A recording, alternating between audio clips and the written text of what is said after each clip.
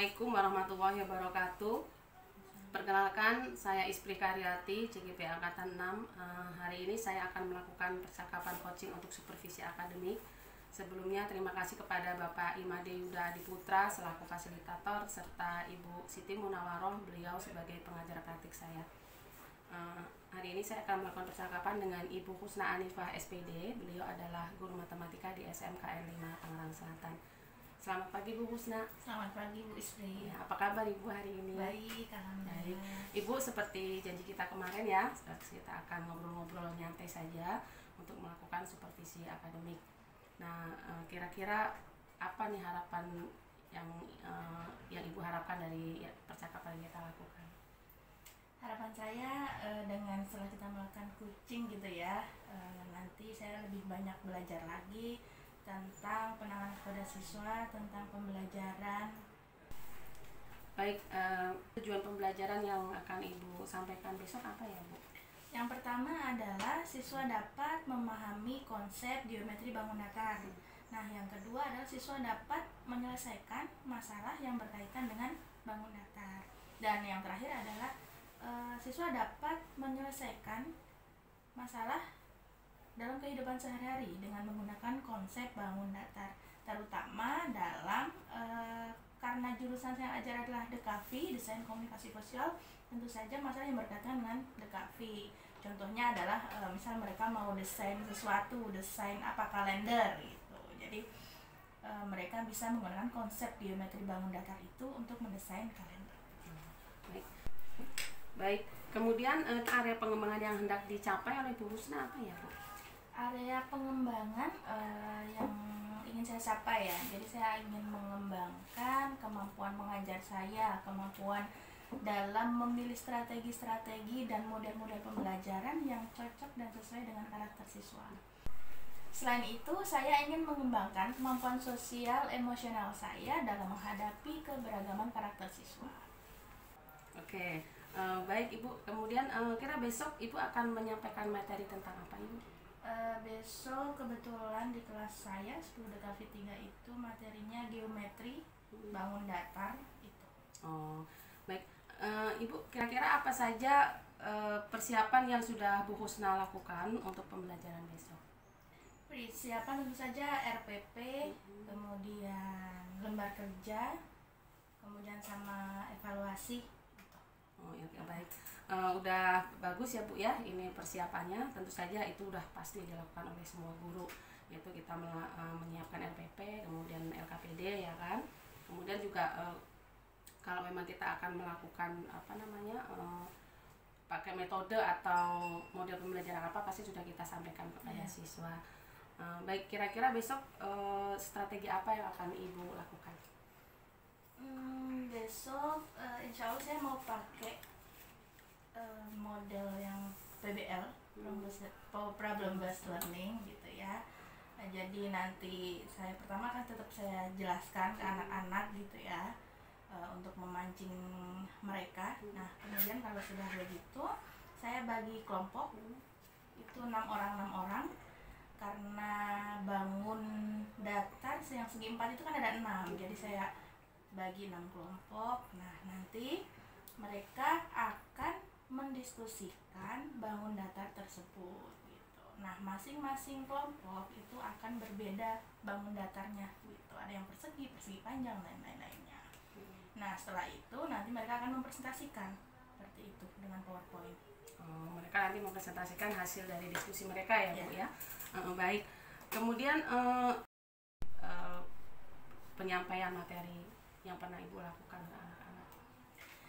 Jadi memang kalau matematika itu di mindset anak itu udah susah gitu ya. Jadi itu menjadi tantangan kita sebagai seorang guru, gimana nih anak-anak bisa agar bisa suka sama matematika gitu ya. Jadi kita masih terus belajar gimana nyari strategi yang pas gitu. Tentu kan anak kan beda-beda. Ada yang seneng ngobrol, ada yang dia bisa belajar mendengarkan, ada yang bisa sambil mendengarkan musik gitu ya. Nah, harapan saya dengan kelompokan, kan ada yang suka diem tapi dia suka nulis, dia bisa ngedesain PowerPoint-nya. Ada misalnya yang suka ngobrol, dia bisa jadi presentatornya pas presentasi seperti itu harapan saya. Oh. Baik, kemudian strategi yang Bu Husna gunakan tadi kan problem based learning ya Bu, dalam menyampaikan materi besok ya kan. Kemudian apa kira-kira yang akan Bu Husna lakukan dalam mengatasi kesulitan-kesulitan yang Bu Husna hadapi tadi? Ya, jadi saya mensiasatinya gitu ya begini. Jadi ada yang anak yang pintar ngobrol, ada yang diem tapi pintar bikin PowerPoint apa nulis mungkin. Nah, itu saya jadikan satu kelompok. Jadi dalam satu kelompok itu ada yang pintar ngobrol, ada yang pintar bikin PowerPoint gitu. Nah, gitu. Jadi saling melengkapi dalam satu kelompok itu gitu. Jadi enggak yang ngobrol semua, yang diem semua gitu, enggak gitu caranya. Ya. Kalau saya. Baik, termasuk untuk anak-anak yang mungkin agak kurang ya Bu ya. Ya. Nanti dibaurkan ke dibantu sama yang lebih cepat menangkap gitu ya pelajaran gitu. Baik, jadi yang area pengembangan yang hendak dicapai oleh Bu Husna itu yang pertama yaitu mengembangkan kemampuan mengajar ya Bu ya. Kemudian yang kedua adalah mengembangkan kemampuan sosial emosional dalam menghadapi keberagaman karakter siswa. Baik Bu Husna, saya kira dari semua yang kita obrolkan hari ini ya, perbincangan hari ini, saya semakin tidak sabar nih untuk kita coba masuk ke kelas Bu Husna. Kita coba lihat ini penerapannya di kelas. Kalau begitu kita cukupkan sekian, sampai ketemu besok ya Bu Husna. Terima kasih. Baik Bu Ispri. Ya, makasih. Assalamualaikum warahmatullahi wabarakatuh. Waalaikumsalam warahmatullahi wabarakatuh.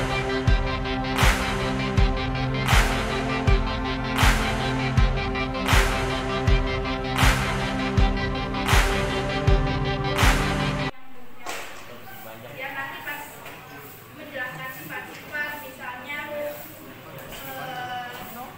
ya guna mana ini yang mana.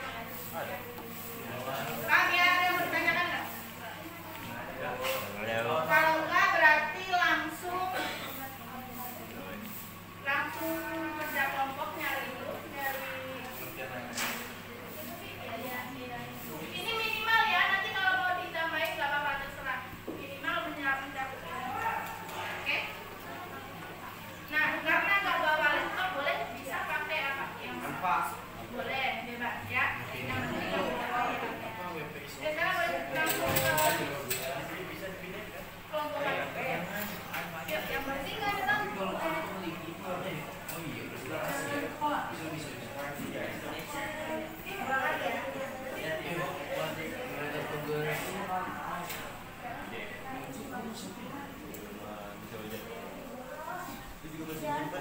Assalamualaikum warahmatullahi wabarakatuh. Waalaikumsalam warahmatullahi wabarakatuh. Perkenalkan, nama saya Ferusia Sabila. Saya dari kelompok 1 persegi, dan teman kelompok saya yaitu Sakila Puja Sisiananda, Sarah Dayani, Muhammad Fadil Mubarak.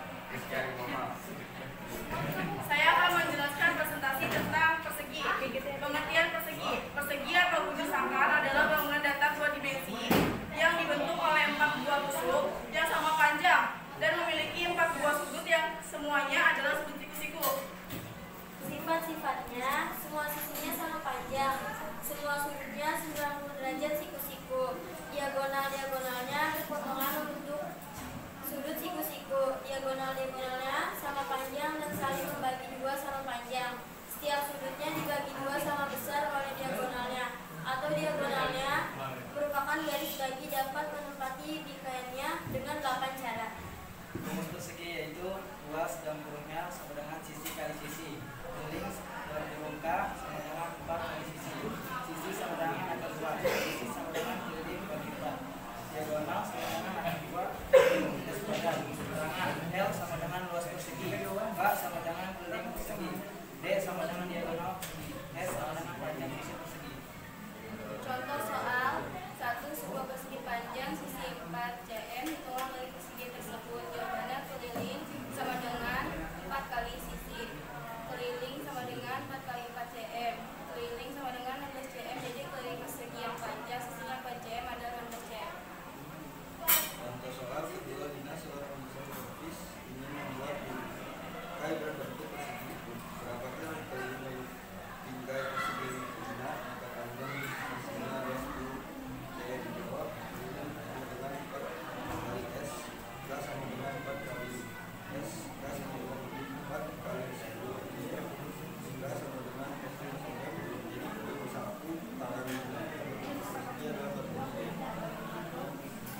Sekian dari kami. Wassalamualaikum warahmatullahi wabarakatuh.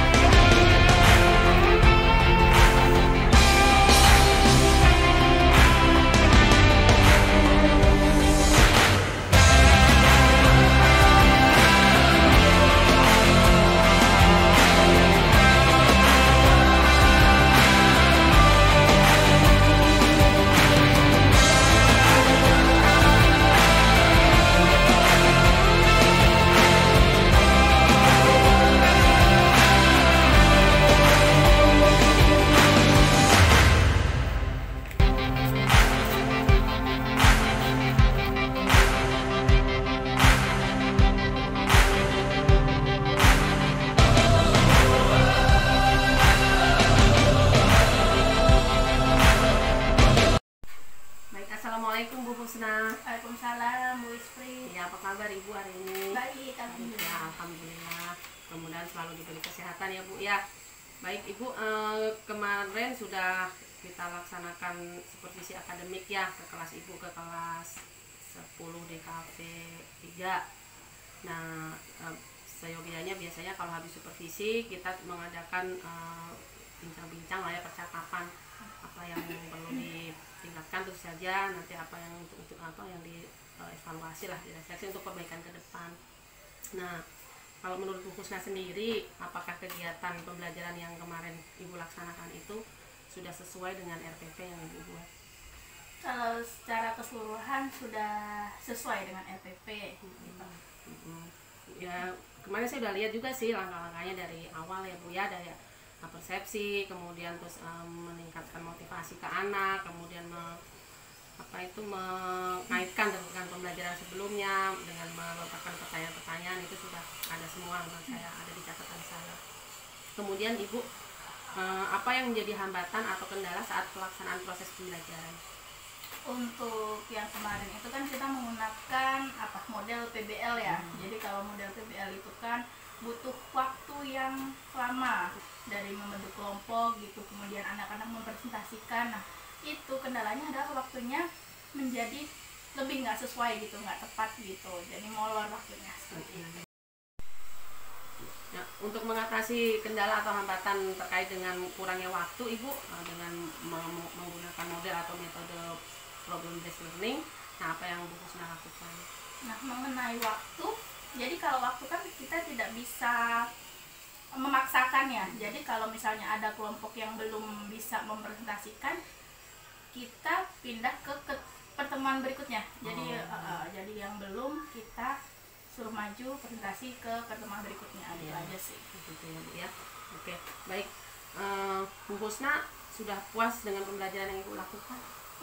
Tentu saja belum ya, karena memang setiap manusia itu nggak ada puasnya gitu ya. Kita masih mencari-cari mana nih strategi yang sesuai gitu, apalagi matematika gitu. Jadi masih belajar dan tentu saja memang belum puas. Ya, memang harus begitu sih, karena memang kita sekarang disarankan untuk semua itu berpihak pada murid. Jadi kita fokusnya ke murid. Bagaimana caranya biar murid benar-benar bisa memahami apa yang kita ajarkan. Baik, apa hal positif yang Bu Husna lakukan selama proses pembelajaran? Jadi selama proses pembelajaran ini saya ngasih stimulus ke siswa agar mereka bisa berpikir kritis gitu ya. Jadi tetap menggali potensi. Potensi ya? Ya, menggali potensi biar lebih kreatif dan berpikir kritis gitu ya.